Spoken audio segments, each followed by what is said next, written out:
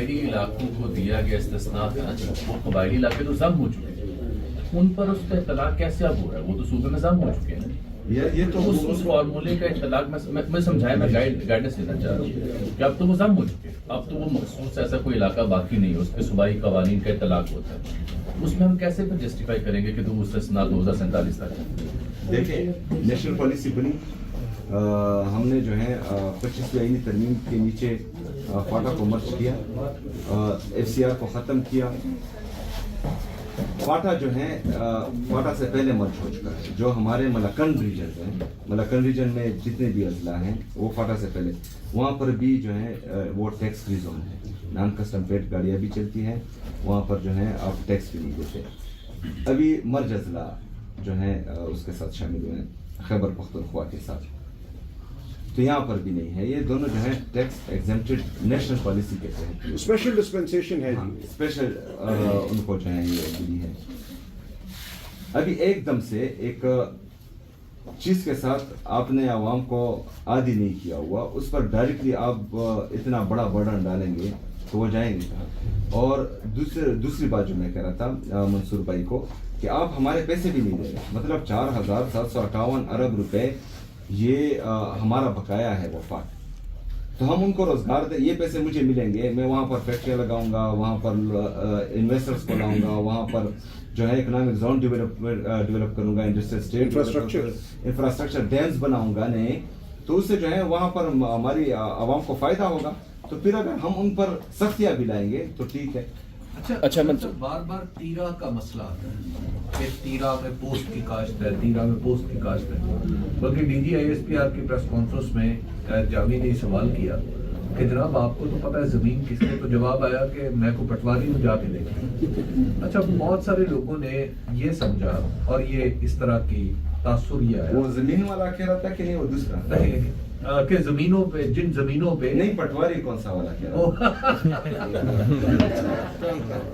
اچھا وہ جو تاثر دے رہے تھے، اور اس میں بہت سارے لوگ، میں حتیٰ کہ خود میں اس تاثر کا شکار ہوا کہ وہ زمینیں آپ کی یا آپ کے خاندان کی، اور وہاں پہ کیوں جی میں غلط تو نہیں کہہ یوں ہی یہ تاثر پیدا ہوا. تو ان زمینوں کا کیا قصہ ہے؟ خیبر بھی ساتھ ملاتے ہیں نا، خیبر اور تیرا. خیبر اور تیرا بالکل.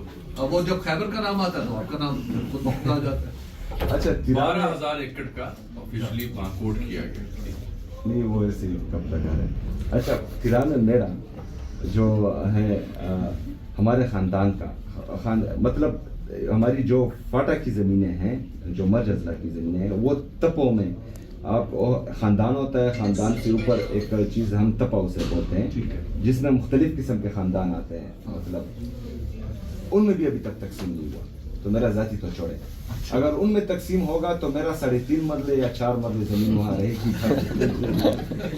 ہاں، اور ہم جو ہے یہاں پر اپنا حلال روزگار کرتے ہیں، حلال روزگار کرتے ہیں. ابھی تک الحمدللہ میرا گھر نہیں ہے. حرام کرتے تو ان کی طرح جو ہے ان کے جزیرے خریدتے. ہم حلال کما رہے ہیں. اور باقی جو یہ دوسرا الزام لگا رہے ہیں تو ان کی سرپرستی اور نگرانی میں ہوتا آ رہا ہے. یہ 2 مہینوں سے نہیں تھا، یہ سالوں سے ہوتا آ رہا ہے. اور تب تک جو ہے تب ان کو خیال نہیں آیا. ابھی میں آیا ہوں تو ابھی خیال آیا.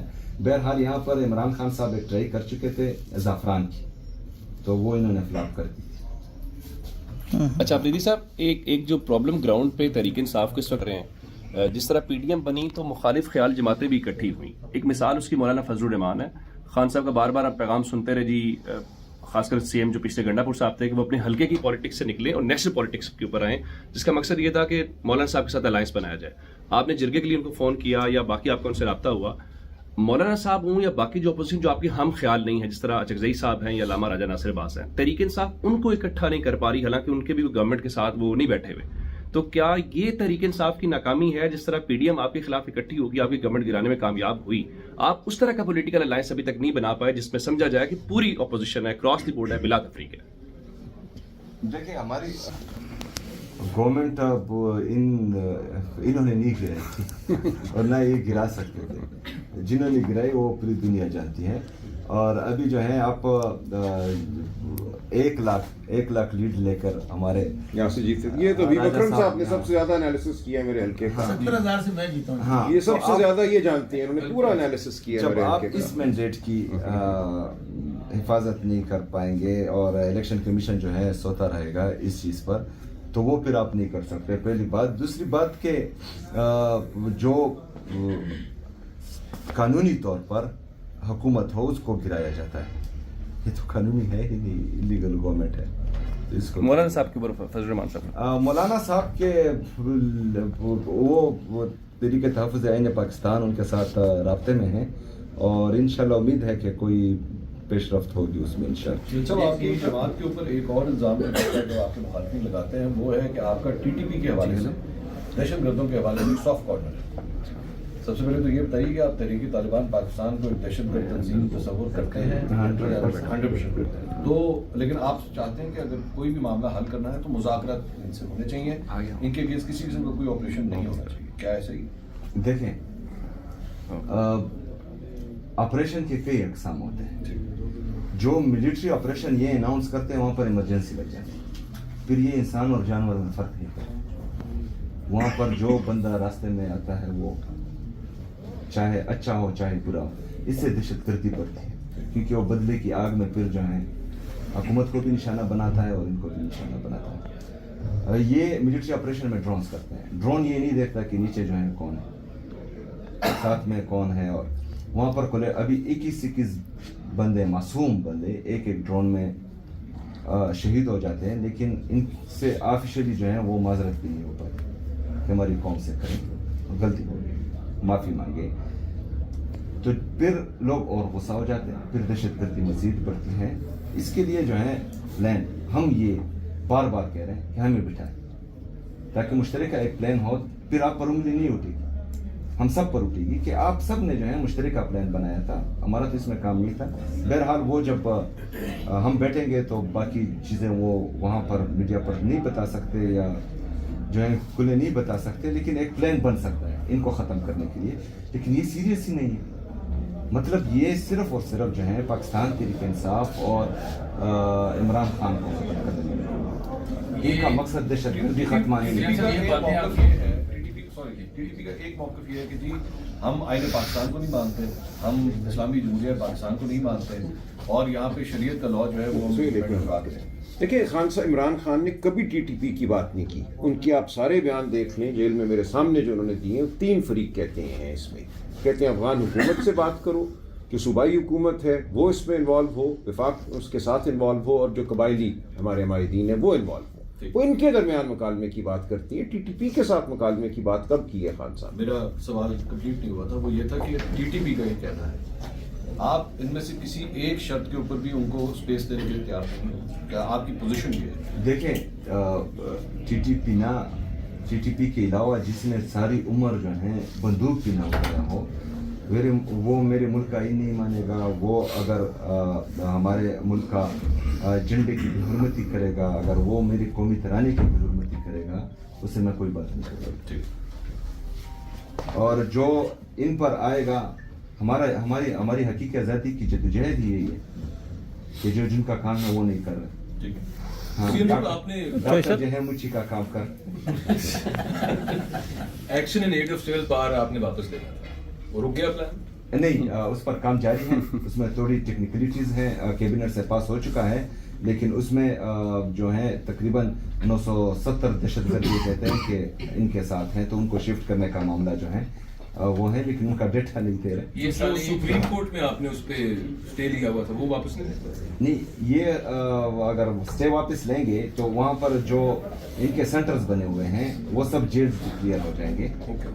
वहाँ पर जो लोग हैं दहशतगर्द या बाकी लोग, वो सूबाई गवर्नमेंट जो हमारी पुलिस डिपार्टमेंट है उनके हवाले हो जाएगी। तो उनका एक तो डेटा पूरा नहीं आ रहा कि मतलब कौन कौन है और कौन कौन नहीं है। ऐसा ना हो फिर दरमियान में कोई भाग जाए और फिर कहे कि इन्होंने भगाया, तो हम वो डेटा पूरा जमा कर रहे हैं और उसके बाद जो है ये होगा, उस पर काम शुरू है। सीएम साहब, ये जो ऑपरेशंस टीटीपी और दीगर लॉ एंड ऑर्डर के हवाले से हुई, क्या ये बात दुरुस्त है कि आपकी इस हवाले से मल्टीपल मीटिंग्स कोर कमांडर से हुई और आपने ये बातें उनके सामने रखी, उनका फीडबैक या जवाब क्या? नहीं, मेरी सिर्फ एक ही मुलाकात हुई थी जब वो मुबारकबाद के लिए आए थे, तो उसमें वो इस हवाले से कोई बात नहीं। जो FC पर हमारे जवान शहीद हुए थे, चेक पोस्ट पर खुदकश हुआ था, तो वहाँ पर इनफॉर्मल सी मुलाकात में हमारी डिस्कशन इस पर हुई थी और मेरा यही मौक़िफ़ था। वो अगर आपको दावत दे तो आपको जाने में एतराज़ तो कोई नहीं है, क्योंकि लास्ट ईयर तो गए थे, आपको तो कोई एतराज़ नहीं। किधर? उनके पास जाना। वो लास्ट टाइम मेरे वो पास आपके पास आएंगे, आए मैं थे। क्यों उनके पास जाऊँ? अच्छा, आप उनके पास नहीं जाएंगे। नहीं, मैं चीफ एग्जीक्यूटिव हूँ, वो आएगा। ठीक, वो आपके पास।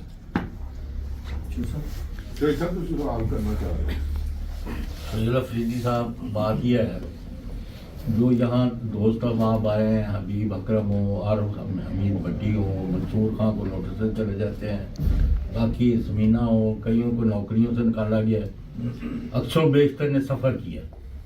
अब कोई नाम रह जाए बीच में तो मैं शाकिर अवान साहब नहीं, मैंने कहा जो भी यहाँ आए हुए हैं ना, तो इन्होंने भी अपनी आज़ाद सहाफ़त के लिए सफ़र किया और कोई उनको इस पर पछतावा नहीं है।